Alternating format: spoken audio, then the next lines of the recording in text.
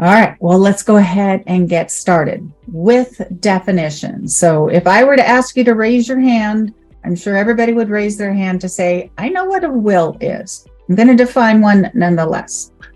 So a will is also known as a last will and testament, and that is the legal instrument, the legal document that you create during your lifetime, and it says where your assets go on your death.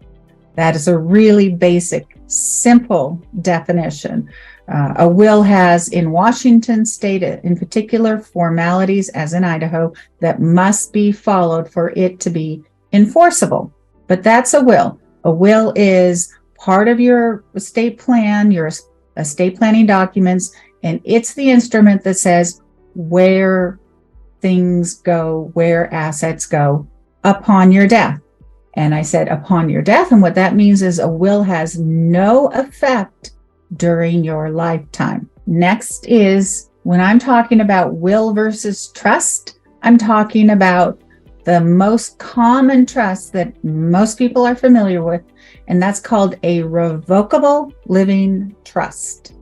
That is a legal document that you create during your lifetime, and it also says where your assets go upon your death. So what's the difference? The primary difference between a will and a revocable living trust is that a will require probate upon your death to implement the will, whereas a revocable living trust is intended to avoid probate. That is the primary benefit of having a revocable living trust. The revocable living trusts are in effect during your lifetime, so they also are effective and intended to manage your assets, especially if something should happen to you that you lose capacity and you can't manage your own affairs.